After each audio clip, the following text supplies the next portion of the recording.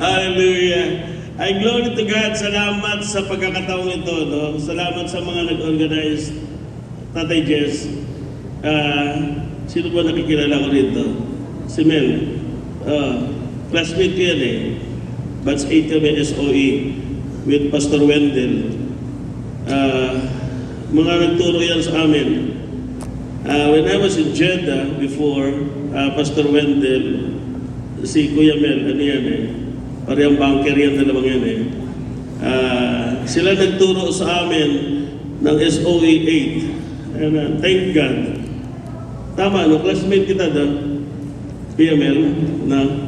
So, so glory to God, yung itinuro nila sa amin, nagpasok sa akin sa bilangguan. Kaya huwag kayo magpaturo dyan sa mga yan.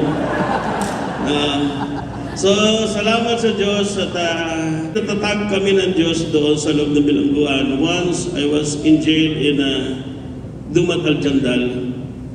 And when I was there, this group of people from Sakaka, hello! Sila Ate Joy, sila Kuya Ricton. Yan mga yan ang mga dumalaw sa akin doon sa Dumat Al-Jandal. Habang ko'y nakakulong, tapos si Noel, si Kuya Noel na nasa Canada na ngayon, dumalaw sila habang nakakulong ako. At sabi daw sa kanila ng Diyos, habang sila nasa intercessory, the next chairman of the Northern Arabia is now in jail. Sabi, may sira ata ulo ko mga to. Kasi sabi, nakakulong na ako. Ako'y bibigyan pa nila ng panibagong problema. Ay batang-bata pa lang din ako niya sa pananampalataya at that time. So, glory to God. Sabi ko alam niyo po in jail, katulad na niya sa nagpagtotoo kanina, malayo yung usapan, may pulis dyan sa gitna. Pastor, ikaw po ang tinawag ng Diyos pagiging chairman ulit ng Northern Arabia. Ano ka mo? Ganun lang kami. Pero puri ng Diyos, naganap yun dahil pinuntahan nila ako, tatlo sila. Malamig noon, December 2022, when I was in jail. Sa isang pangyayari, hindi ko na pakakabain yun, no? So, salamat sa Diyos at 92. 92 po ba? 2022. Bago lang. 2002. 2002, I mean. Sorry po, matanda na. 2002 when I was in jail. That was December 5. And then, to God be all the glory, I was released by the grace of God. Mahaba din ang istorya niyan. Okay, hindi ko na ito pakasumahin yan. 2003, I was released. And I found out when I was there in jail, the group of these Filipino Christians in Riyadh, they are the one who organized to support my family. Alam niyo po ba yun? Na kapag ang Diyos ay tumawag sa iyo, hindi ka niya pababayaan. Pati pamilya mo, pakakainin, hindi uwak ang ibibigay. Taga-Riyadh ang mga ibinigay, hindi ko kilala yung mga yan. And then I found out that this was group of Pastor Jess Bangan. Hello. Then when I was released and they found out that I was already released, they sent me an invitation to visit Riyadh. And that great is the Lord. From jail to hotel. Dinala nila ako sa hotel. Pinaranas nila ako ng buhay hari doon. Pinakakain nila ako. At hindi uwak ang binigay. Hindi karne lang, talagang lutong pagkain na masasarap. Kaya salamat sa Diyos, sulit ang aking in prison for almost 7 months in jail. Kaya salamat sa Diyos. Thank you, Lord. Kaya lang ang Diyos talaga, pagka may calling ka, itong mga dalawang ito, si Pastor Wendell at si Pastor Mel, mga anointed jailer yan eh. Oo. is in Arab news. The Pastor Mutawa, as they called in the 1990s. Pastor Tony from Saudi Arabia, Dakulo, 3 times. May nakapasok namang mga converted. Kaya, yung mga converted na yon, ang pangalan ng si Espinosa eh. Kaya ingatan nyo si Espinosa. So yung Espinosa na yan, pinangangaralan ako, di ba sinabi ko na sa iyo, huwag ka nang magki-Christian Mutawa dito. Nakulong na naman ako. Ay yung wife ko, ito naman, nasa Pilipinas, naghingi ng tulong kay First Gentleman. Wala ding nagawa naman. Naghingi ng tulong sa mga Christian community, even to Brother Eddie. So, nag-try sila talaga. And then, pagdating sa DFA, ang tanong, sino naman yan nakulong na yan? Antonio Mabakyaw. Sabi ko rin, babayaan mo na yan, matigas ang ulo niyan. Yan ang sagot ng DFA eh. Kaya itong mga taga-DFA, dapat dito, ma-Christian talaga eh. Dapat ma-born again yung DFA na yan. Can we pray for the DFA to be born again? Hallelujah! Para hindi mga tamad. Na tumulong. Mga ano yan eh. Pero, nung unang kulong ko, ang sabi doon sa anak, pabayaan mo na lang dyan yung kaibigan ng tatay mo. Kasi namatay nga yung isang assistant pastor from Hail dahil sa sa pagpunta namin sa Sakaka. And to God be all the glory. God is so good. What God did, you cannot comprehend. The newspaper that indicating Arab news. the Arabic newspaper was put to the table of the Vice Consul of America, si Benjamin Montañez. Si Benjamin Montañez nag-act kasi Christian siya. And he is now one of the member of the Voice of the Martyr, Voice of the Martyr in America, na nagsasabi na itong tao to kailangan natin tulungan. He sent the letter to the Congress of America, but the Congress did not respond. So what he did, he forwarded it to the Senate of the U.S., and then the two houses talked together to send letter to Saudi Arabia for my release. Hallelujah! Uli, 2006, pinasumpa na ako niyan sa court na hindi na ako mag-Christian Mutawa. Wala ka namang magagawa doon, kundi magtaas ng kamay, pero manahimik lang. So, salamat sa Diyos. 2006, I was in prison again. We have an anniversary na nagudyukan naman ako ng mga kapatid na mag-hotel tayo. So, ginawa yung istiraha sa isang hotel. Doon ginanap, almost 500 people are there. Can we give a clap offering to the Lord for that? Ang glory, I want you to be encouraged on this. You are nothing without Christ, but with Christ you are somebody. Who is Antonio for the United States? But I am in the kingdom of God. The word of the Lord for me there is, do not be afraid, little flock. Tama-tama sa akin yun. Little lang ako. No? Do not be afraid, little flock, for it is your Father's good pleasure to give you the kingdom. Kaya mga kapatid, huwag kayong duduwag-duwag, ha?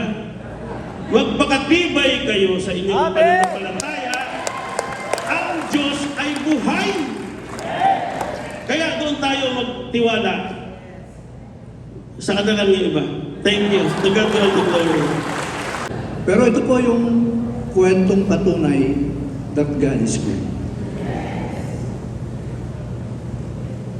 To serve God, sabi nga, your labor in the Lord is not in vain.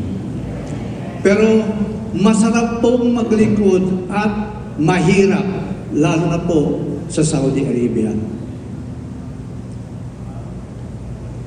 I entered the kingdom 1994.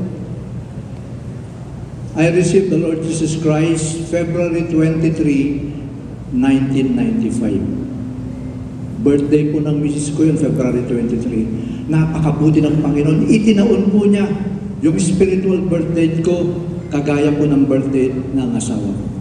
February 23. Fast forward po natin. 3 beses po ako nakulong. 3 beses ako nahuli pala sa Saudi Arabia. Pero yung pinakamatinding pagkakulong ko ay nung kami po ay ni-raid. 16 years anniversary ng Jesus the Living One. Ngayon, actually, 6 po kami nakulong. Pero ako po yung head pastor, kaya po ako po yung inimbestigahan ng almost 6 hours. Ginisa po ako. But before that, nung nahuli po kami, ipinanto po kami sa jail. Pero ilang araw lang yun, inilipat po kami sa Ministry of Interiors. Kasi raw mabigat ang kaso namin. Nakatanikala po kami. Paa, hanggang dito. Kaya pagka nagpumiglas ka, iipit po yung tanikala at hindi po yun babalik sa dati. So maiipit ka talaga. Nung nandun po kami, before we entered the Ministry of Interiors, naka-blindfold po kami. Why? Kaya pala naka-blindfold kami noon para hindi ko namin makita yung mga kagaya po nila at saka yung mga suicide bombers at saka yung mga drug carriers na pinapalo sa labas, nakagapos po siya. Now, when I was there in Saudi, in the Ministry of Interiors, 5 ang accusation sa akin. Unang-una, na crime, illegal assembly. Alam po natin yan, Riyadh, illegal assembly. Pangalawa, evangelizing Muslim. Pangatlo, espionage. Pang-apat, prostitution. Panglima, terrorism. Pero alam po ba nyo, totoo ang sinasabi ng Biblia. Kapag ikaw ay nakaharap sa mga authorities, ibuka mo lang ang bibig mo. Ang banal na spirito ang mangungusap. Alam nyo, all these crimes that were being accused sa akin, napagtagumpayan ko lahat yun. Una, sinabi nila illegal assembly. Sabi ko, I rented the place. That resort was rented. So, I have the authority to welcome anybody. Kasi pangalan ko yung nakalagay sa resibo eh. So, you cannot accuse me of illegal assembly because that place at that time is mine because I rented the place. Kasi doon, bago ka sumagot, isusulat mo muna yung question nila, tapos isusulat mo rin yung sagot nila. Ay, sagot ko. Pero hindi na ako nagsusulat. Pagka nag-accuse sila sa akin, right there and there, bumubuka ang bibig ko at sinasabi ko yung kasagutan. Pangalawa, evangelizing Muslim. How could I evangelize Muslim there? It was not my native tongue. Hindi naman ako marunong mag-Arabic. Paano ako makukonvince ko yung isang Muslim na katulad nyo na maging Christian? How could I? Tapos na naman yun. Sabi nila, espionage. Sabi ko, paano ako magiging espiya? Ang stricto kayo, hindi man kami makapasok sa mga opisina ninyo. Kung kami man ay nasa park, yung camera namin, kino-confiscate nyo at sinisira ninyo. How could I be an spy? Hindi. Spia ka. Sino-sino ang mga kasama mo? Amerikano? Canadian? Chinese? Sabi ko, meron akong kasama. Sa totoo lang. Meron ako walang kasama. Sino? Si God.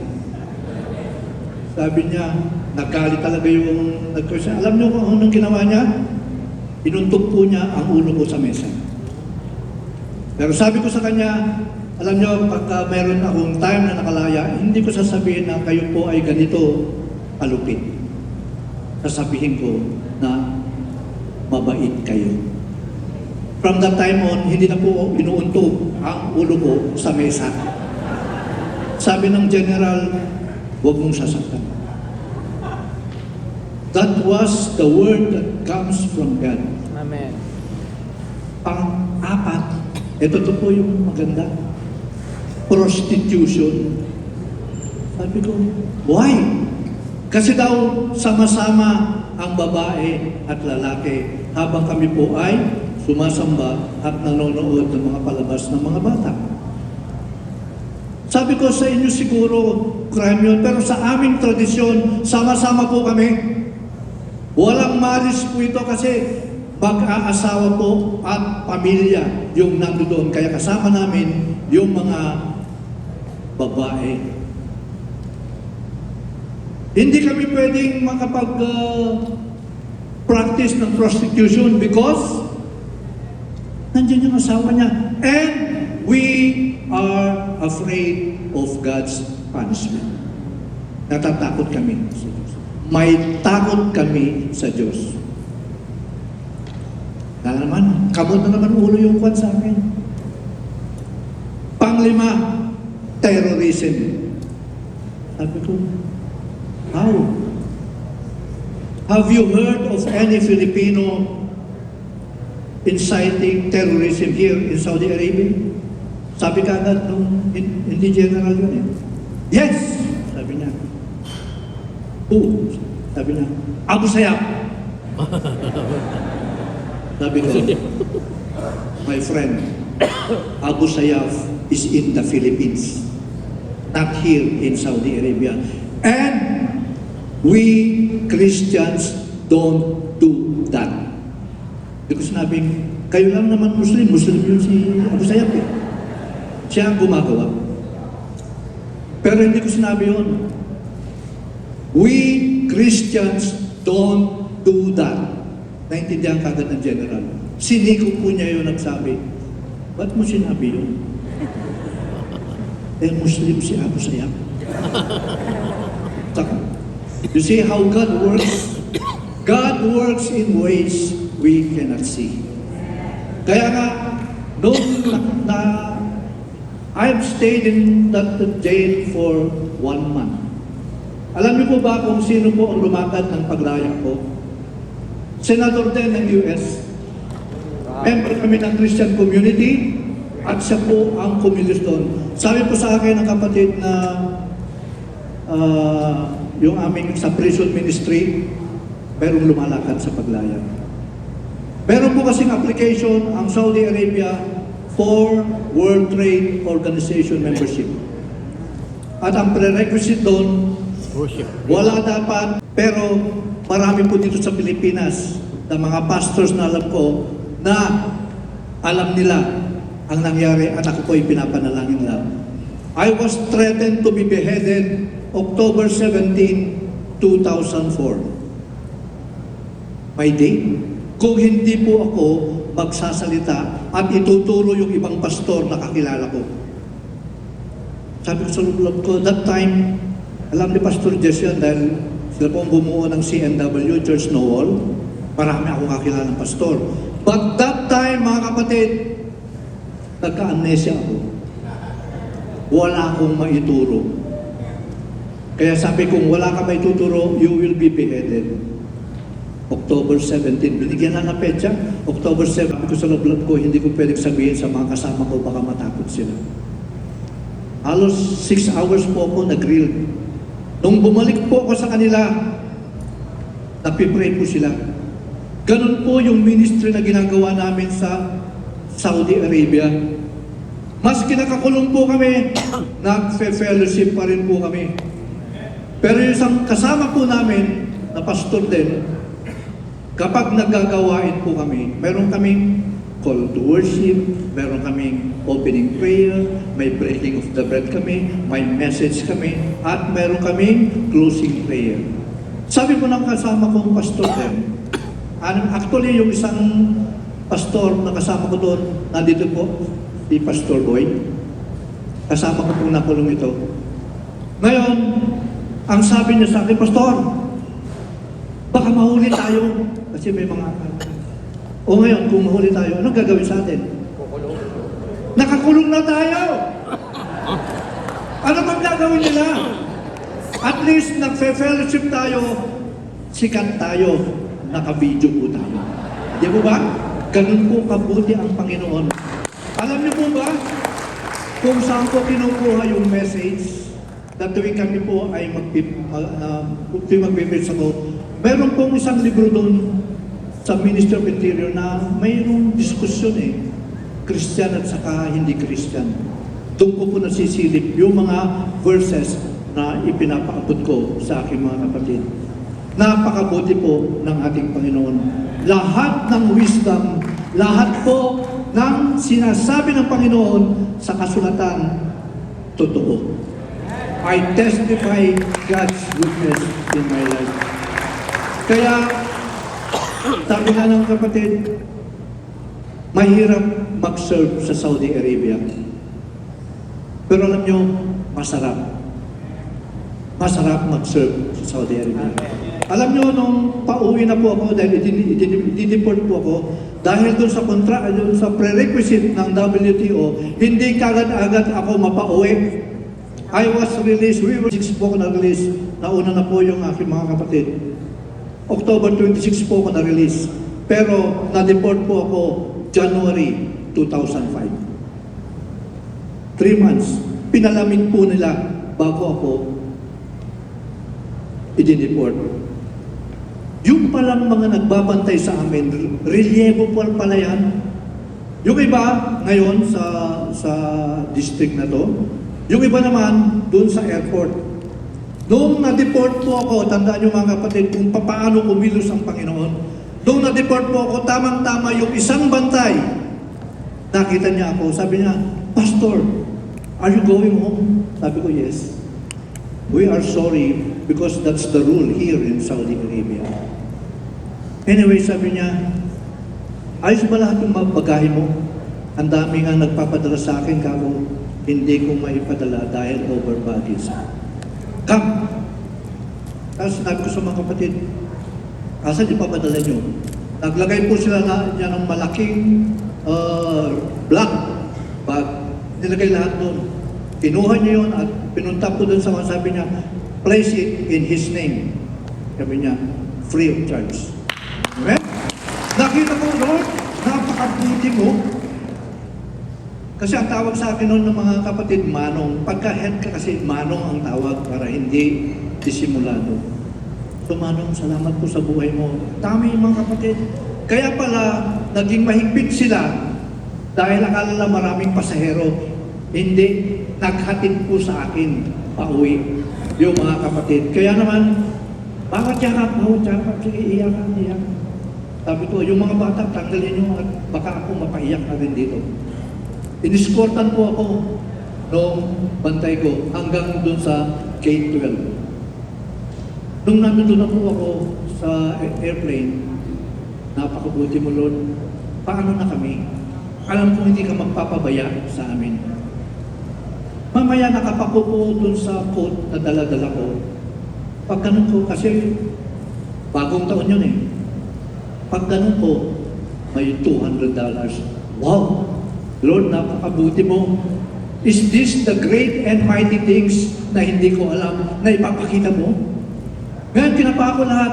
Alam nyo, sa totoo lang, ang daming dollars na ibinigay ng mga kapatid sa akin. Habang yumaya ka po sila, mayroong sinusuksok sa mga bulsa ko.